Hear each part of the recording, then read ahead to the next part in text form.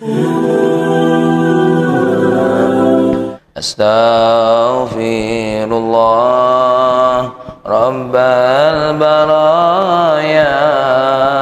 Astaghfirullah minal khataya.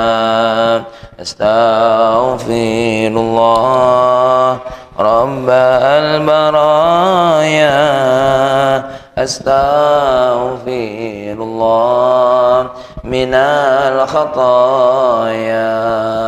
Rabbi zidni ilman nafi'a wa wafiqni amalan maqbula wa wahabli rizqan wasi'a wa tub alayya taubatan nasuha wa tub alayya taubatan nasuha. Assalamualaikum warahmatullahi wabarakatuh. Alhamdulillah, ungkapan puji kepada Allah Subhanahu wa ta'ala, bahkan termasuk doa terbaik. Kalau ada orang bertanya apa doa terbaik kepada Allah, maka jawabannya adalah Alhamdulillahi Rabbil Alamin. Jadi kalau kita lagi berpikir apa yang aku minta kepadamu ya Allah, maka ucap saja Alhamdulillahi Rabbil Alamin. Karena ucapan Alhamdulillahi Rabbil Alamin itu ucapan yang paling membuat Allah ridha. Kalau Allah sudah ridha, seperti konsep kita kemarin, Allah tahu apa yang kita mau, Allah tahu apa yang kita minta, Allah tahu apa yang kita butuhkan, cukup memuji Allah, Allah kasih. Ya, jadi lagi duduk-duduk, ya, bingung nak berdoa apa? Disebut Alhamdulillahi Rabbil Alamin. Tanpa mengrosik cerita apa dosa kita, Allah tahu. Maka dengan Alhamdulillahi Rabbil Alamin dalam satu riwayat 25 sampai 35 dosa diampuni oleh Allah. Begitu juga dengan berapa hajat yang kita inginkan. Kenapa? Karena Allah itu paling senang dengan hambanya yang sering memuji Allah. Makanya jangan malas-malas mengucapkan Alhamdulillah. Apalagi zaman ini sedang zaman orang yang malas. Satu, rasanya tidak keren kalau pidato itu diawali dengan apa? Memuji Allah. Langsung saja pidatonya, oke guys, apa kabar semuanya? Apa pentingnya nanya apa kabar semuanya? Terus kalau kita jawab, apa dia nak nolong kita? Tapi kalau kita Alhamdulillah, langsung memuji Allah tanpa perlu tanya, tanpa perlu tahu, dengan memuji Allah, wong yang hadir di situ mendengar ucapan Alhamdulillah, itu semuanya akan mendapat pertolongan Allah. Apalagi zaman sekarang mulai alergi dengan kata-kata apa? Assalamualaikum warahmatullahi wabarakatuh. Pada Assalamualaikum itu bukan sekedar ucapan sapa, tapi apa artinya? Assalamualaikum, semoga kamu semua selamat. Warahmatullahi, rahmat Allah bagi kamu, wabarakatuhu, dan berkahnya. Nah, saya pernah hadir acara, bahkan demi membela sambutan keluarga, sambutan tamu, demlah Al-Quran itu tidak usah, karena kayak panjang nak sambutan. Mana penting sambutan dengan baca Quran? Ya? Malah beralasan pula, beralasannya bagus. Apa alasannya? Bukan apa-apa. Kalau kita bacakan Al-Quran di sini agak kurang layak. Rai kau tuh tidak layak. Bukan Quran tuh yang tak layak. Inilah mulai banyak. Nah, ini apa namanya? liberal lah banyak. Hati-hati Pak Salwan, jangan milu-milu. Ya tak? Jangan milu-milu. Nanti kalau Mang Rosik ada tetangga kita yang cak itu, dem, acara kau ini tidak berkah. Sebagai ketua amal kematian. Kita jadi saran. Justru yang disingkat itu kata sambut, kata sambutan. Ingat, ada sebuah hadis Nabi. Al-baitul ladzi yuqra'u fihi al-Qur'an, rumah yang dibacai Al-Qur'an itu seperti bintang-bintang yang di langit. Artinya apa? Ditengok oleh malaikat itu seperti cahaya, seperti bintang. Jadi kalau rumah Mbak Pendi, rumah Mang Rosik ada Al-Qur'an yang dibaca, itu seperti bintang-bintang. Malaikat nengok, wah, apa itu cahaya di situ? Itu ciri-ciri rumah yang dibacakan Al-Qur'an. Makanya alhamdulillah kita yang hadir sini tadi dengan sholat sudah baca Al-Qur'an, sudah berbagai macam pujian kepada Allah Subhanahu wa ta'ala. Makanya sama-sama kita ucapkan alhamdulillahi rabbil alamin. Begitu juga mari kita senantiasa bersolawat kepada baginda agung Nabi Muhammad sallallahu alaihi wasallam. Sama-sama kita baca sallallahu ala Muhammad sallallahu alaihi wasallam sallallahu ala Muhammad sallallahu alaihi wasallam. Lagi sallallahu ala Muhammad sallallahu alaihi wasallam sallallahu ala Muhammad sallallahu alaihi wasallam. Masih kita lanjutkan kajian kita tentang ma tawaqqafa matlabun, tidak akan terhenti ya. Matlabun, permintaan, anta talibu, yang engkau mencarinya permintaan tersebut, bi rabbika, jika engkau mencarinya bersama Allah ya. Kemarin makna ini sudah diartikan oleh siapa? Oleh Dr. Muhammad Said Ramadan Buti, yang maksudnya bahwasanya orang yang mencari apapun, baik itu urusan dunia maupun akhirat, kalau mencarinya minta pertolongan Allah, insya Allah tidak akan kecewa ya. Di mana dijelaskan oleh Dr. Muhammad Said Ramadan Buti, bagaimana tidak bisa kecewa? Karena yang ngasih dia petunjuk adalah Allah. Coba kita belajar dengan Tebu Ireng, coba kita belajar dengan pesantren Gontor, coba kita belajar dengan pesantren Sidogiri. Mereka para kiai itu, para ulama itu ketika membangun pesantrennya ya, itu tidak ada yang namanya bantuan duit. Yang ada murni bantuan la haula wala quwata illa billah. Apalagi baca tuh sejarahnya Tebu Ireng, dibangun di kawasan yang mohon maaf jauh dari manusia. Gontor itu tempat pembuangan mayat-mayat PKI. Kira-kira seperti itu orang-orang kalau nak nengoknya bagaimana kira-kira? Ya tidak usahkan jauh-jauh lah. Ketika ayah bangun pesantren Mazra'illah dulu, orang-orang Linggau itu ngomong, Pol, apa nak mati kau di situ? Tak kate uang di situ. Karena tetangga cuma dua dulu, Mengayib sama Mang Sapo ya. Marsono ini jauh ya, ini kalangan-kalangan ya.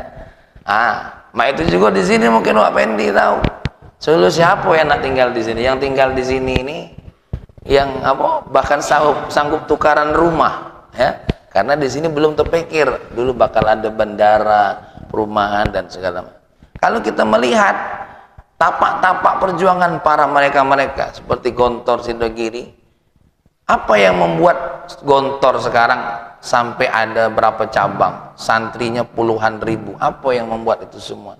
Tidak berhentinya taufik Allah diberikan kepada orang yang meminta pertolongan kepada Allah Subhanahu wa taala. Tapi ingat, wala tayassara matlabun anta talibuhu binafsika. Siapa yang mencari sesuatu hanya dengan kemampuannya, sungguh tidak mudah. Kenapa? Karena kemampuan kita ini sebanyak-banyak. Seberapa banyak? Sekarang aku nak nanya, karena ini peristiwa Isra dan Mi'raj. Kenapa Abu Jahal, Abu Lahab, Abu Rokok, dan Abu yang lainnya itu menolak Isra Mi'raj itu kenapa? Karena ketika dia menerima Isra Mi'raj itu dengan kemampuan otaknya, sungguh tidak akan menerima. Kenapa Fir'aun pede nih nak membunuh Musa? Apalagi nengok Nabi Musa dengan umatnya lari ke ujung laut. Dengan santainya dengan santainya Fir'aun ngejar. Ya, ngejar santai aja Fir'aun ngejar itu. Tidak ada Fir'aun ngejar buru-buru, tidak ada. Kenapa? Fir'aun tahu ini Musa larinya kemana? Larinya ke ujung laut. Apa kata Fir'aun? Santai baik. Musa lah di mana? Lah di ujung laut. Nyawanya tidak lama lagi, darahnya membanjiri apa? Laut. Santai aja. Ya, pas ditengok, tidak disangko-sangko malah Nabi Musa membuat jalan yang tadinya tidak ada jalan. Ya. Seperti saya ceritakan kemarin Nabi Yusuf. Ketika orang nantang Nabi Yusuf untuk membuat Zulaikha jadi muda, kenapa mereka tuh nantang? Kenapa nantang Nabi Yusuf buat Zulaikha balik muda? Karena lah tahu wong tidak kemungkin. Di otak manusia mengandalkan apa? Kemampuan dia. Tukang sihir manapun tak bisa membuat apa? Wong yang lah tua lagi muda. Kalau memang ada wak solehaun datanglah ke dukun itu, tolong buat aku lebih muda lagi. Apalagi beliau nih, siapa namanya? Pak Bakhrudin. Nah, carilah dukun yang menghilangkan apa namanya? Uban-uban.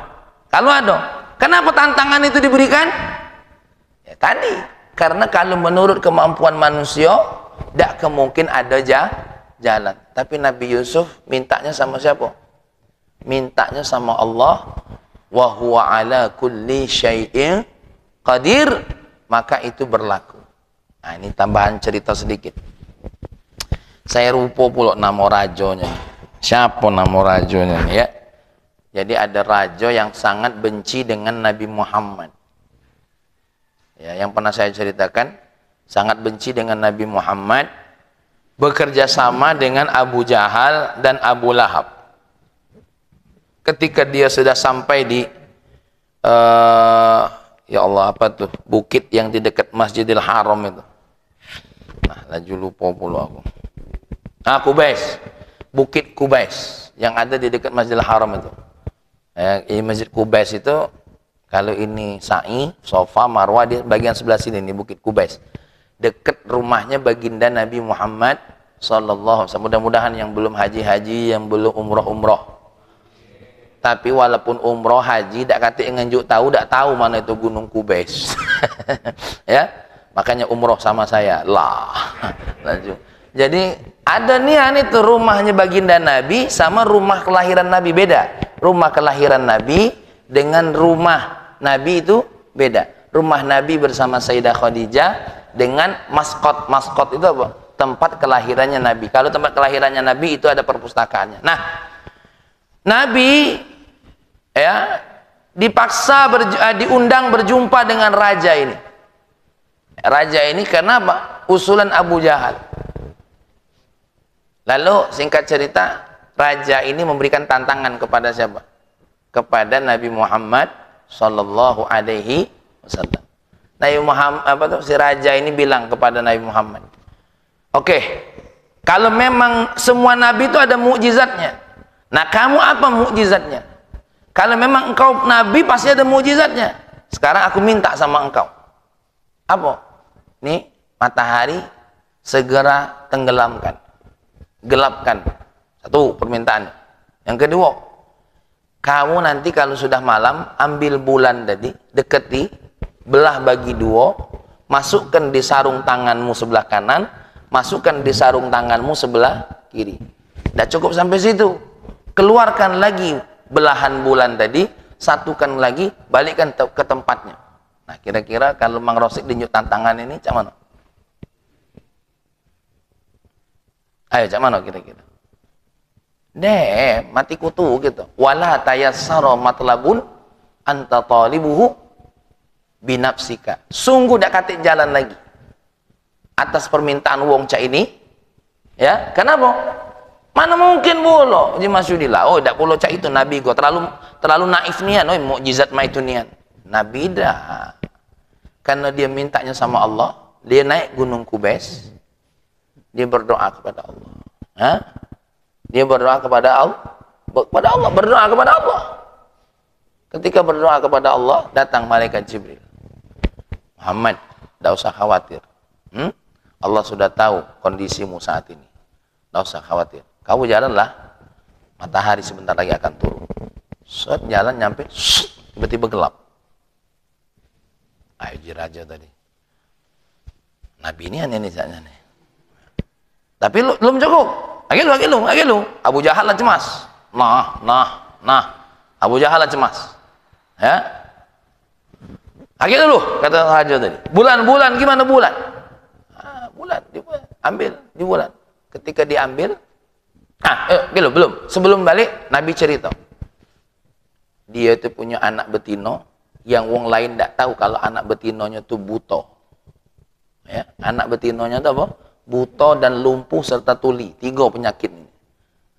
Buto, tuli, lumpuh. Nah, kau katakan sama dia kalau Allah sudah menyembuhkannya. Dan ini tidak kata yang tahu kecuali raja sama bininya, be. Kecuali orang dalam raja. Nanti kau sampaikan itu. Ya sudah. Akhirnya Nabi setelah muncul bulan. Kemudian bulan itu dibelah, singkat cerita dimasukkan ke dalam tangan, dikeluarkan lagi, disatukan lagi. Suara dibelahnya bulan itu Masya Allah, kencangnya.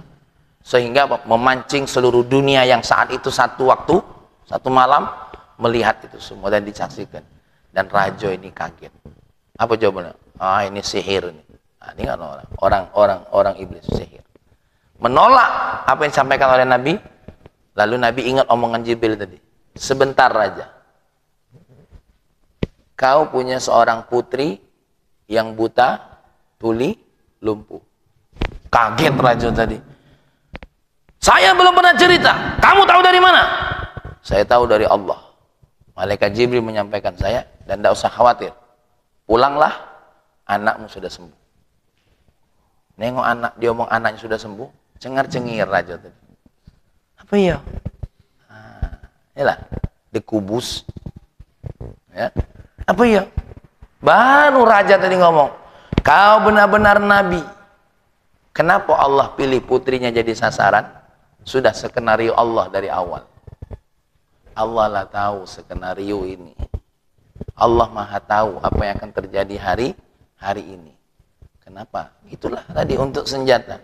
Nengok raja tadilah beriman, Abu Jahal balik diam-diam. Pas pulang rajanya nengok putrinya, disambut oleh putrinya. Ayah, kaget, ya, kaget. Kau sudah sembuh nak? Sudah sembuh ayah. Ya. Siapa yang mengobatimu?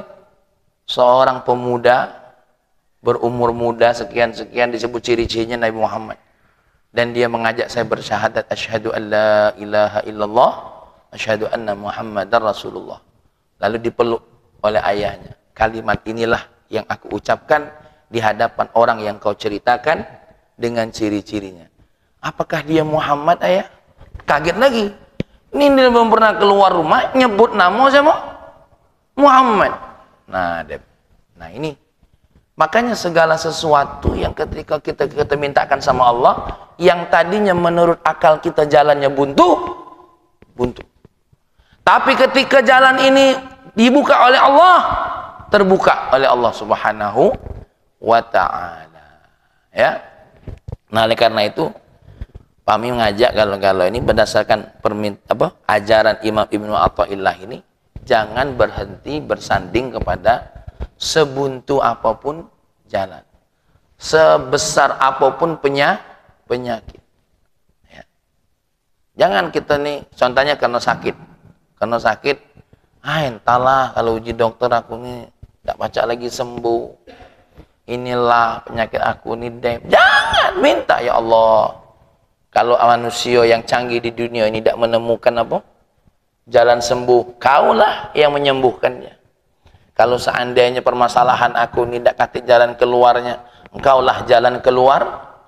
Anta maljai. Apa anta maljai? Engkaulah yang menjadi sandaran aku, ya Allah.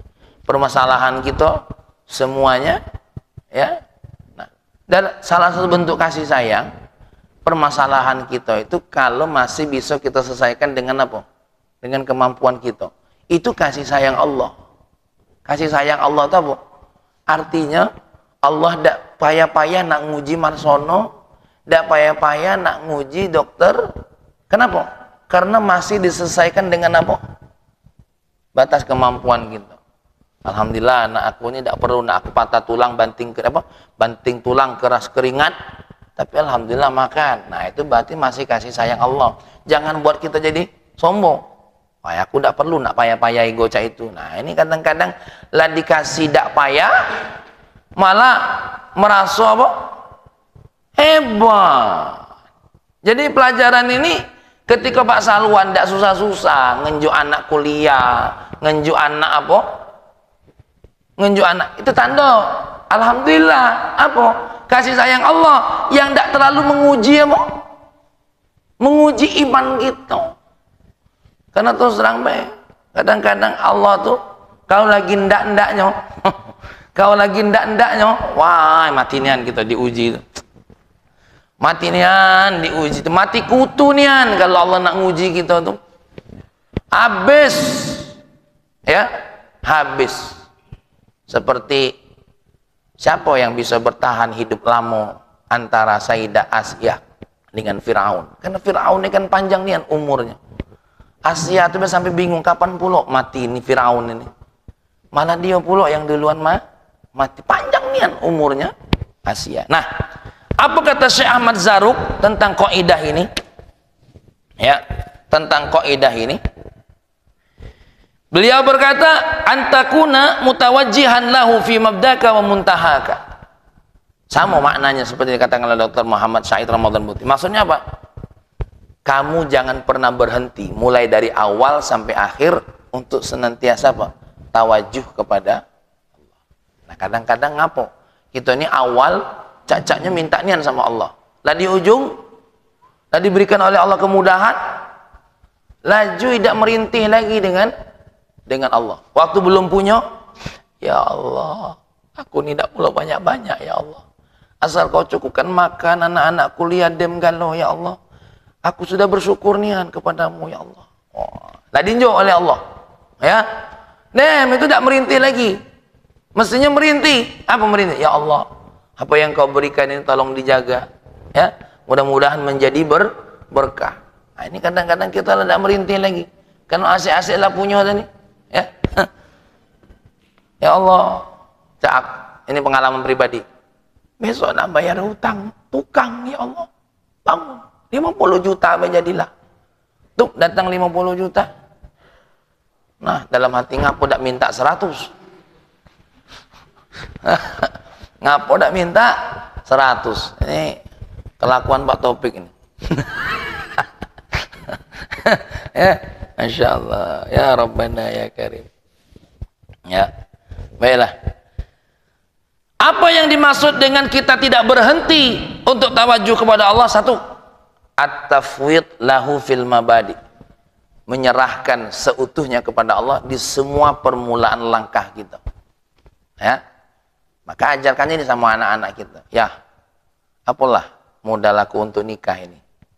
Satu, berserah diri kepada Allah, bergantunglah kepada Allah.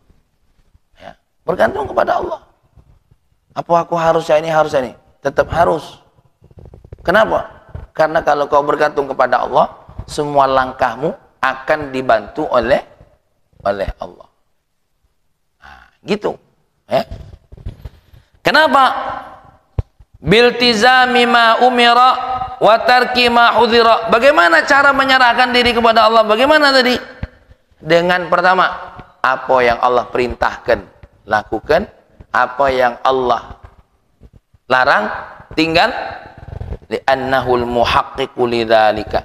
Karena dengan melaksanakan perintah Allah, menjauhi larangan Allah, dengan langkah inilah sebagai langkah tahqiq, langkah nyata kita untuk senantiasa tawajuh kepada Allah.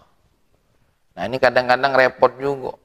Kadang-kadang kita tengok ada beberapa orang yang sedang lagi susah-susahnya hidup, tapi tidak mau tawajuh kepada Allah. Sholat tinggal, puasa Ramadan tinggal. Bahkan bagus pula alasannya. Mano kami nak sholat Ustaz, nyari makan belagi saro. Nah lah pening gitu. Nah pening gitu nak nasihatinya nak mano lah. Mano kami nak puasa Ustaz, kami bela kelaparan. Nah, mana lah kira-kira ini? Apa hari apa jawabnya kira-kira nih? Mano kami nak puasa, lagi dak puasa we kami lah kelaparan. Mano kami nak bersedekah Ustaz, kami inilah yang menantikan sedekah. Nah, mana lah kira-kira nih jawab ini Pak Ari, bingung gitu. Hah? Taruhlah kalau yang sedekah tadi, ya sudah, kalau kau tidak sedekah harta, sedekah senyuman. Nah, yang lapar tadi mana? Apa jawabnya kira-kira? Apa jawabnya kira-kira? Laparmu ketika engkau tidak punya makanan bukan karena alasan puasa, adalah pahala sabarmu. Tapi kalau laparmu ketika engkau melaksanakan perintah Allah Ramadan, maka apa pahalanya? Satu, pahala sabarmu. Yang kedua apa? Pahala engkau mentaati perintah Allah Subhanahu wa ta'ala. Bagaimana aku nak kuat? Kau lapar karena tidak kasih makanan kuat, apalagi kalau kau lapar karena mentaati perintah Allah. Kita tidak punya ilmu karena mentaati perintah atasan, lagi berusaha belajar, apalagi kalau kita tidak punya ilmu, pengen mentaati perintah Allah, pasti diajari oleh Allah. Ya, mohon maaf ya, Mas Didi dulu kan tidak bisa buat mebel. Saking nak nyari duit, nak nyari makan, belajar kan? Lalu kenapa urusan dengan Allah lanjut kita tidak galak? Seolah-olah tidak diberikan apa? Kemampuan. Tidak hati itu. Apalagi saya pernah ngobrol sama orang yang pernah bekerja. Kerja di mana? Kerja di bank. Sarjana apa? Sarjana pertanian kami ini. Wih, cak mana bisa bekerja di bank pertanian? Nah Ustaz, kan aplikasinya itu kan sudah jelas. Itulah yang kami gawikan. Kami bagian customer. Oh, ternyata walaupun tidak kata basicnya, tetap bisa belajar. Lalu kenapa dengan urusan Allah lanjut takut tidak bisa apa-apa? Hah? Lalu tidak bisa apa-apa? Ya? Nah begitu juga orang-orang. Kadang-kadang bingung kita ini. Bagaimana menjelaskannya? Maka jangan bingung, minta tolong sama Allah. Mak mana ini nyawabnya orang ini? Hah? Mak mana nyawabnya orang ini? Seperti Imam Ghazali ketika ditanya, wahai Imam Ghazali, engkau berkata, kami sholat harus ikhlas, kami sholat, kami ibadah harus jauh dari riya. Bagaimana kami mau sholat sedangkan riya, ikhlas jauh dari kami? Apa jawaban Imam Ghazali? Sholatlah walaupun dengan riakmu, sholatlah walaupun dengan ketidakan ikhlasmu, sholatlah. Kenapa? Karena dengan sholat tadi akan tumbuh rasa ikhlas, akan menepis rasa riya. Nah, sekarang kalau kita ada kawan, aku nak sholat ini lagi tak khusyuk, sholatlah, karena bakal tahu khusyuk apa tidak. Kalau sholat, kalau tidak sholat, tidak akan merasakan yang namanya khusyuk. Jadi apa bahasanya tuh? Jalannya apa? Jangan berhenti untuk dekat dengan Allah. Walaupun mungkin kita sedang diuji oleh Allah dengan segala macam perasaan ketika dekat dengan Allah Subhanahu wa ta'ala. Maka at-tafwid fil mawadhi, kita menyerahkan diri kepada Allah Subhanahu wa ta'ala. Aku yakin yang lahir di sini, yang duduk di sini ini, tidak kata yang lahir itu bisa apa-apa. Kullu mauludin yuladu alal fitrah, kata Nabi. Semua yang lahir itu nol. Apa nol? Tidak bisa apa-apa. Jangankan jalan, jangankan melakukan sesuatu. Bicara saja tidak bisa. Oke lah kalau bicara, berpikir aja tidak bisa. Ada tak kira-kira yang baru lahir? Halo, assalamualaikum. Tidak hati, ya, tidak hati. Satu-satunya bayi yang lahir menyebut nama Allah dan langsung sujud di hadapan Allah hanya bayinya Nabi Muhammad. Bayi anak-anak kita biasanya apa? Nangis tuh lah. Tak tahu kalau bayinya Pak Yul, mungkin anak-anak Pak Yul ada yang keluar a'udzubillahi minasyaitonirrajim. Karena pas ditengok yang ketengok iblis galau. Makanya anaknya keluar langsung baca apa? A'udzubillahi minasyaitonirrajim. Jangan tersinggung Pak Yul. Lah Ustaz, tadi aku seton berarti. Ya.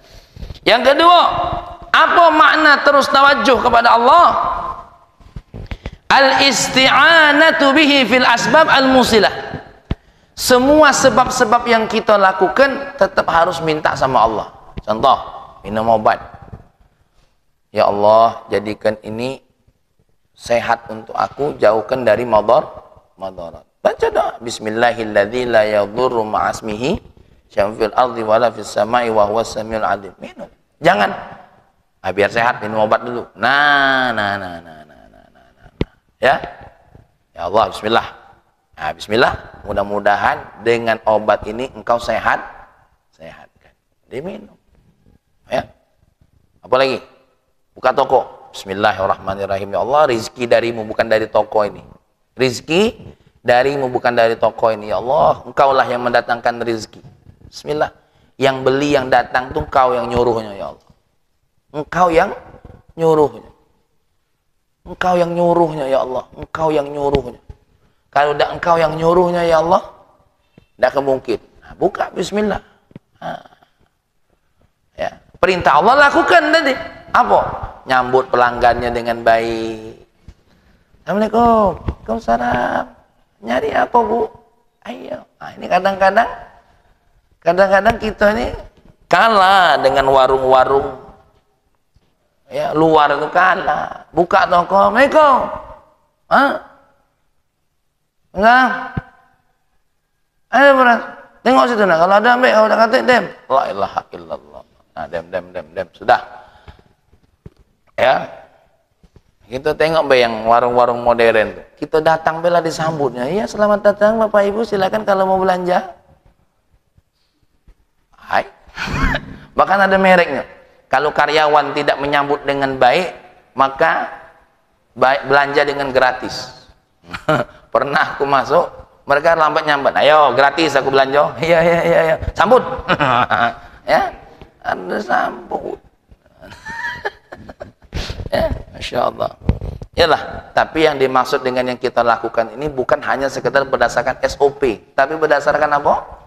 Memang tafwid kepada Allah Subhanahu wa taala. Nak beli, nak idak tetap disambut. Mas Didi, kalau datang ada orang yang nengok lemari, ya silahkan Pak, ini kayu jati dan ini kami ambil dari kayu nisan. Supaya lemari ini punya keajaiban. Ini sengaja nih Pak, sorokan ini kami ambil dari papan batu nisan. Dan alhamdulillah ini kayu ini sudah 60 tahun ini. Ya. Pas dari kepala dukun ini Pak. Insya Allah itu magicnya tingginya itu. Jadi jelaskan, walaupun dia kakek ngomong apa, cuma nengok-nengok Pak ya. Siap, kami ditengok bela senang. Walaupun dari hati tak, ya Allah, kurang ajarnya lapayan jelasin, tidak meli mulu, tidak apa-apa. Kadang-kadang memang itulah Allah lagi berkendak. Allah kalau lagi berkendak, wah sakit nian. Allah kalau lagi berkendak tuh sakit nian. Sakit nian. Begitu juga kalau Allah lagi berkendak, bahagia nian. Kalau Allah lagi berkendak, bahagia nian. Sebahagia-bahagianya. Ya. Nah, ini pengalaman pribadi, Be. Ada 3 orang minta buat paspor sama Fahmi, mau berangkat umroh. Ya siap. Akulah ngomong sama dia, Bapak Ibu, nak jadi nak idak umroh dengan aku, paspornya kalau sudah buat silahkan nanti diambil. Ternyata di prakteknya nian, ya. Itu kadang-kadang basa-basi kita. Enggak tahu ya nian. Ustaz, kayaknya kami tidak jadi umroh sama Ustaz. Tap. Ya, Dem. Lah dibuatin paspor segala. Ini pengalaman pribadi, Be. Dalam hati, ya Allah. Kenapa? Karena waktu itu ada tawaran travel yang harganya itu tidak masuk akal. Ya sudah, jalan berangkat. Tidak lama 3 hari malah datang satu keluarga lebih dari 3, 10 orang umroh bareng kita. Wah, dalam hati waktu itu agak sombong. Untunglah aku agak sabar. Agak sabar. Awak sakit hati juga. Ya kan? Karena kita tidak sabar itulah cuma 10. Coba kalau agak sabar dikit, bisa jadi sekali datang uang berapa? 20 lebih. Hah? Dalam hati, ya Allah, memang kemarin sakit niat.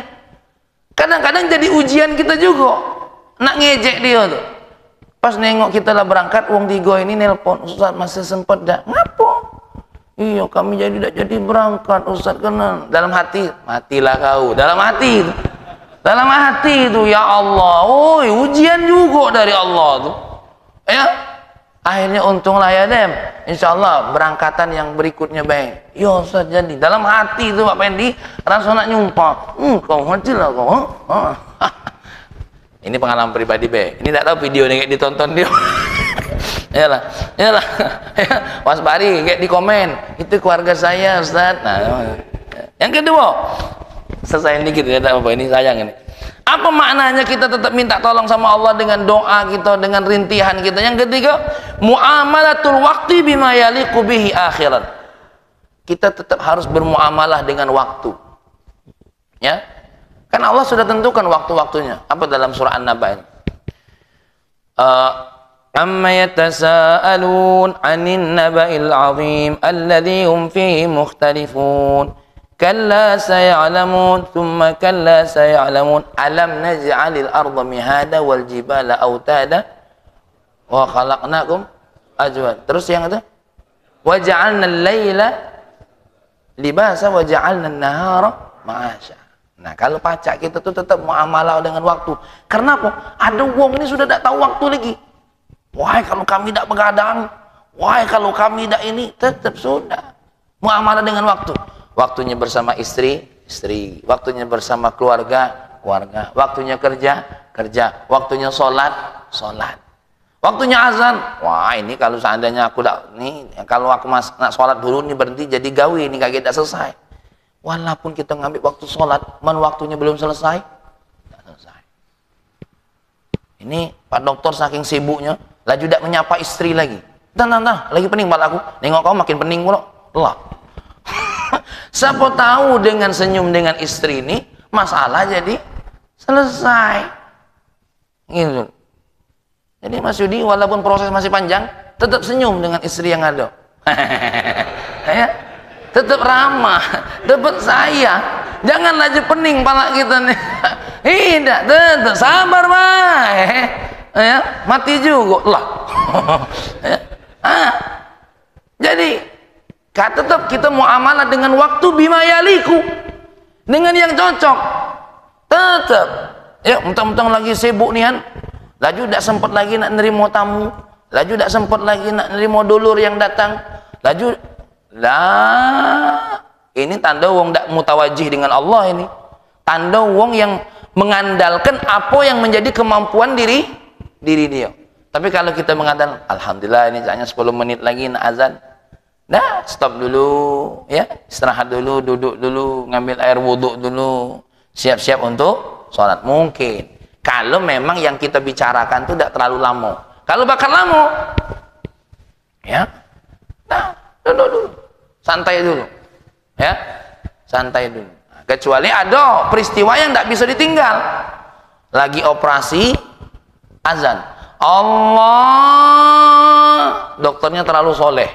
Ya sudah, kita tinggalkan dulu pasien ini dengan kulit telangap. Nah, makanya muamalul waktu bima yaliku bihi akhirat. Ada juga ilmu-ilmunya. Tidak baca juga lagi operasi tedangau itu mati masien. Ada saatnya yang memang bisa kita tinggalkan. Contoh kita lagi nerima tamu. Tamu ini mohon maaf mungkin bagi dia pacak jamak sama kosor. Mau tidak mau kita layani. Ada beberapa waktu-waktunya yang kadang-kadang kita harus ngatur waktu. Tapi ala kulli halin secara umum kita harus muamalatul waqti. Kita harus muamalah dulu dengan waktu. Contoh di Yaman itu, kami kalau ngaji seandainya dengan Habib Umar, habis maghrib acara, azan tetap berhenti, azan, ngaji tetap lanjut dulu. Kenapa? Dapat pahala intizarul waktu sampai selesai ngaji karena tidak lama. Habis itu ceramah, kita sholat, habis sholat baru yang namanya apa? Makan segala macam bla bla bla bla. Jadi tidak semua penundaan waktu sholat dinilai apa? Buruk. Ada beberapa nilai yang tidak dianggap buruk. Tapi kalau bagi kita yang tidak kata alasan nak nunda untuk apa? Apa yang nak ditunda? Ngapa nak nunda? Lah juga gara-gara nonton film, akhir dikit lagi. Nah, ini yang dikit lagi inilah. Tapi kalau seandainya kayak polisi atau dalam kondisi acara pengajian, ya, acara pengajian, kalau untuk nunda masih mending. Tapi kalau untuk sesuatu, dah. Atau masih disunahkan kita menunda waktu sholat, kapan? Ketika kita lagi lapar nian, makanan ada di depan mata. Bahkan ini disunahkan makan dulu baru apa? Baru sholat. Ya, wah bagus nih ilmu nih. Satu waktu. Kalau memang cak dikendalikan, sholat dulu baru makan. Ini kalau sudah, ya pokoknya perinan. Ini kalau aduh, sama seperti kita mohon maaf, nak sholat buang air. Duluin mana? Buang air dulu. Tapi kalau lah sholat, nak buang air, tahan perjuangan sampai tetes darah terakhiran. Jangan jadi imam main basbus baik. Allahu Akbar, aku nahan dari tadi jus. Jangan, ini tidak benar. Jadi makanya sebelum takbiratul ihram, kalau memang nak ke WC lah dulu. Kalau tidak, ya, kecuali kalau datang tiba-tiba sebelum nak sholat aman, pas Allahu Akbar baru tahan. Tapi kalau sebelum sholat, kalahkan. Itu penundaan. Oh, aku nak sholat tepat waktu. Kalau dalam kondisi sesuatu yang memang tidak ada harus menunda, maka kita harus atur waktu. Intinya secara umum ada waktunya. Kita ini tetap, kalau orang yang mutawajih sama Allah, dah waktunya dia sholat. Waktunya dia bergemul dengan apa? Keluarga. Tengok orang-orang soleh. Kami juga bingung nengok guru-guru gitu. Apalah gawe guru-guru kami ini. Ya. Tapi setiap waktu bersedekah terus, seperti kita punya guru namanya Habib Salim Asy-Syatiri. Setiap Ramadan itu baris depan rumahnya berbagi dengan rezekinya. Nah, kalau kita ini milu berbaris. Coba Fendi, baris dulu, Jo. Ya, kalau beliau ini depan rumahnya tuh, Bu, berbaris. Ya Allah, dalam pikiran kita, apa beliau ini usahanya, ya? Tidak pula ada klinik buat sunat cak dokter Topan. Tidak. Tapi Masya Allah berbagi, ya. Kapanlah kita berbaris di rumah Mas Yudi? Kalau kami bagian berbaris, kalau aku yang ngatur rumah siapa yang nak kita barisi, ya itu bagian aku, ya. Cocok tak Mang Rosik? Nah, kalau yang duduk ini yang berbaris. Nah, ketengokan dari rai-rai. Wah, makna, ya. Nah, ini makna apa namanya? Makna kita tawajuh kepada Allah. Jadi 3. 1, berserah diri kepada Allah dalam setiap permulaan kita. Dan yang ketiga, tidak berhenti dari semua sebab yang kita lakukan untuk minta sama Allah. Bahkan bisa jadi sebab ini Allah ganti dengan sebab yang lain. Baru yang ketiga adalah tadi apa? Muamalah dengan waktu. Jangan sampai waktu kita tuh habis lepas dari apa yang layak-layak untuk kita lakukan. Ada waktu kita bersama Allah, ada waktu kita dalam rangka mencari, ada waktu kita bersama orang-orang yang punya hak untuk mendapatkan waktu dari kita, ya. Jadi diatur jadwal nyopir tuh. Dulurku Marsono, ini nyopir terus 3 bulan bini ditinggal. Hati-hati, tetangga sudah ngintip. Ya, tetangga sudah ngintip. Barangkali inilah, ya. Insya Allah masih ada kajian kita tentang ini. Kita akan lanjut. Kenapa? Apa yang dimaksud dengan kita mengandalkan diri kita ketika kita mencari segala sesuatu jauh dari Allah. karena tidak bisa diputus-putus ya. Nah, karena biar maknanya jelas, siapa tahu itu pernah kita lakukan dan ingin kita rubah. Ini sajalah. Allahumma salli wa sallim ala sayyidina Muhammad wa ala ali sayyidina Muhammad. Ya Allah ya Rahman ya Karim, ampuni kami ya Allah, karena kami sering tidak sadar kalau semua yang ada pada diri kami semuanya darimu ya Allah. Ampuni kami ya Allah, karena kami merasa apa yang kami dapat ini hanyalah usaha dari kami ya Allah, tidak lepas daripada bantuanmu ya Allah. Ampuni kami ya Allah, karena kami terlalu percaya diri tapi tidak percaya terhadap dirimu ya Rahman ya Karim. Ya Allah, bimbing kami untuk senantiasa menjadi orang yang bergantung kepadamu, nempel kepadamu ya Allah. Ya Allah, ajarkan kami agar kami senantiasa mampu membuka pintu hati untuk dekat dengan dirimu ya Allah. Rabbana atina fid dunya hasanah fil akhirati hasanah wa qina adzabannar. Walhamdulillahi rabbil alamin. Assalamualaikum warahmatullahi wabarakatuh.